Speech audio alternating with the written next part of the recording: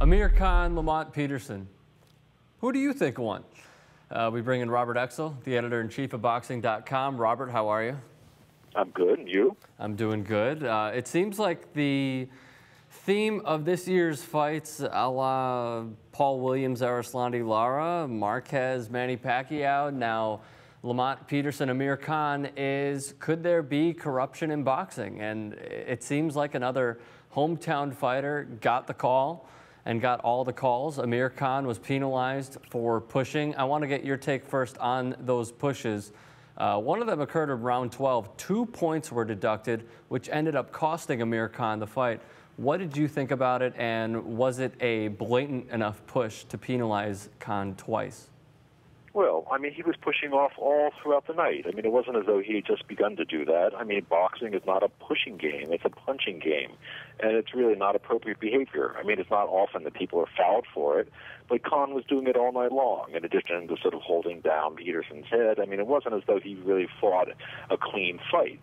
I'm not so sure it was a hometown decision. I think that bigger and better things were expected of Khan. And frankly, he did not deliver Saturday night. Well, he delivered enough. He fought a slick fighter turned brawler in Lamont Peterson, and he turned it into a brawl. Did you think that Peterson won, though, when it went to 12 rounds? Oh, I did. I think it was certainly a close fight, but I think Peterson was really, Peterson really dictated the pace of the fight. I mean, he forced Khan to fight Peterson's fight. That in itself is quite an accomplishment because Khan is the superstar. I mean, he's the one who represents boxing's future, whereas Peterson was sort of viewed as being sort of like a journeyman, somebody who was beneath Khan in terms of quality and certainly in terms of expectations. And Peterson came on. He fought rough. He did what he needed to do. But he hurt Khan. Khan hurt Peterson as well. But I mean, I thought Peterson did enough to win that fight.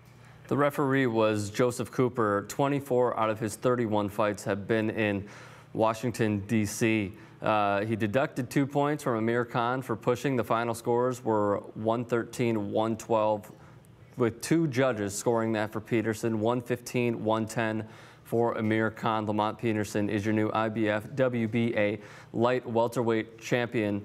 Did you see Joseph Cooper warn Amir Khan at all during the fight about pushing and saying, hey, if you do it one more time, I will deduct a point from you? I'm not so sure that I did. I read that some people said that he did, but it's often hard to sort of pick that up. I wasn't ringside. I was obviously watching on TV, so it's often hard to pick up exactly what is being said and when it is being said. I mean, there is a problem with refereeing. I mean, there have never been so many disputes involving referees as there were in 2011. I mean, it's uncanny. And whether there need to be some sort of remedial program for referees, I mean, some sort of advanced educational classes for referees, something needs to be done because this is happening time and time again, which, however, shouldn't take away from the fact that it was a tremendous fight. And really, that's what boxing needs, is tremendous fights. Again, I'm sort of less concerned in a way than the decision than that boxing can deliver the goods. And once again, second week in a row, and likely to happen this week as well, I mean, boxing is delivering the goods. It's showing what it's exactly the stuff of which it's made. Dan Rayfield, bless his heart, from ESPN.com, wrote this in his recap of Peterson Khan. It was like a cop giving a speeding ticket to a driver going 57 in a 55, talking about Khan's pushing of Lamont Peterson. Would you agree with that, Robert? Well, I give him an A- for being clever. I don't know whether or not it's exactly the truth.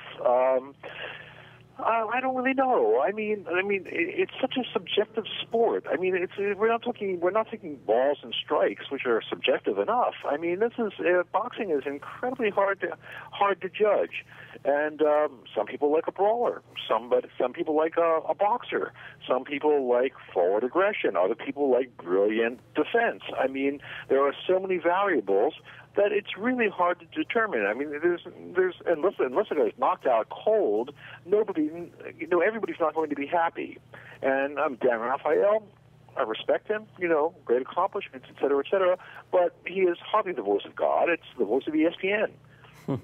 Should Amir Khan fight in a hometown like this when his opposing fighter is fighting in his hometown? Amir Khan has only fought in opposing fighters' hometowns. I mean, I've asked others, can anybody remember the last time there was a big fight in Bolton, England?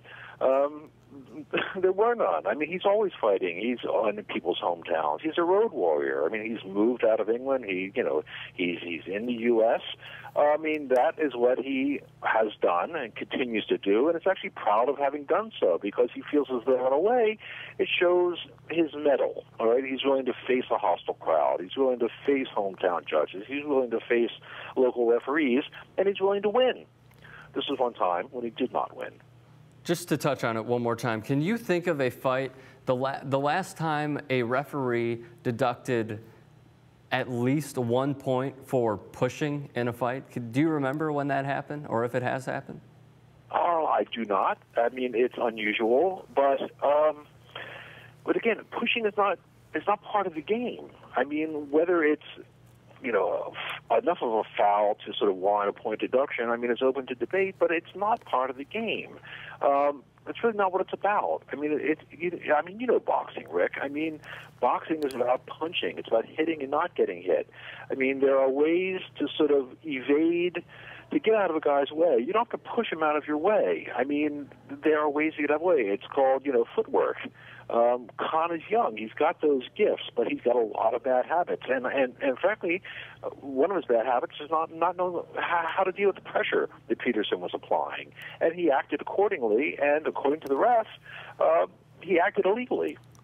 Would it have been better in many people's eyes if he were to push with his shoulder? Or was it that his forearms kept extending when he pushed Peterson? Or would it have just been a point deduction either way? Well, I think it would have been a point deduction either way. I mean, certainly from the referee's perspective.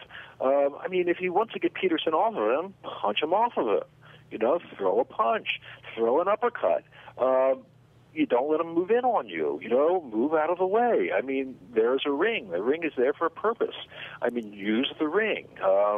Use your quickness. I mean, there are alternatives to simply pushing off. Again, I don't know that it justifies a point deduction or points deduction, but there were alternatives, that Khan could have employed if he was capable of employing them. Peterson did not seem to mind getting pushed at all. Let me just ask you very quickly, and then we'll move forward with this fight. Leading with your head, Lamont Peterson did it the entire fight. He did not get one warning at all. I believe that is illegal, isn't it? Leading with your head? I don't know. I mean, everybody leads with their head. Holyfield made a whole career out of leading with his head. Bernard Hopkins, he's another one. I mean, boxing is a rough sport. I mean, people get away with what they can get away with when they can get away with it. And the referee is there to sort of put constraints on the boxer so they play within the rules so that there is a level playing field. But whether it's favoritism, whether it's incompetence, it's hard to know exactly what is going on all the time. I wouldn't sort of play the corruption card again and again because I don't know that that's really justified. But the subjectivity card is certainly an issue, and the fact that boxers will get away with murder if they can possibly get away with murder, and all too frequently they do. I mean, I guess we have to agree to disagree then, because I think Amir Khan won the fight, and I thought he got jobbed by referee Joseph Cooper. He basically cost him the fight on 2 scorecards because it was 113-112 in favor of Peterson. And out of nowhere, Cooper deducts 2 points. That's 2 points that Khan badly needed on the scorecards. I agree. But I mean, theoretically, the fight shouldn't have even been that close. I mean, Peterson was like the 5-1 underdog, I believe. The fight shouldn't have even been that close. I mean, I don't know what Khan has. I mean, Khan offensively has a lot going for him, but defensively, I mean, there are like great weaknesses in Khan, and even offensively, I saw that there were weaknesses going in, and there are issues with Khan. I mean, that really have needed to be corrected for a long time. They were even visible when he fought somebody like Zab Judah, who put up sort of no defense against Khan at all. Khan is a work in progress. I mean, he's been exalted, I'm afraid, a little too early before he's really proven himself. And I think he got shown up. Were you surprised at all when Lamont Peterson turned it into basically a brawl and he kept going forward, going forward? A lot of the times he would be in Khan's hip pocket and just smashing away with violent right hands. Were you surprised at all that he turned it into that kind of fight? Well, that was the kind of fight he really had to turn it into. I mean, he wasn't going to outbox the master boxer. I mean, he was going to have to turn it into a brawl, and that's exactly what he did. And frankly, Khan wasn't prepared. He wasn't prepared for that. I don't know what he was expecting. A gentlemanly art of self-defense, perhaps, but I mean, Peterson did what he needed to do, which was like to sort of get Khan off of his game, and that's exactly what he did. It seemed like Khan's biggest flaw in his armor Saturday night was going up against the ropes, because every time he did, that's when Peterson would just go to the body, and it seemed like that was one of their strategies as well, was going to Khan's body. Is that a problem for Amir Khan? Well, it certainly is a problem. I mean, it was everybody sort of said early on that if Peterson goes to the body, he will take the legs. He will take Khan's legs away from him. And, of course, Khan's speed is really one of the things he has going for him. So there was no way that Freddie Roach and Khan couldn't have known that that was what was going to happen.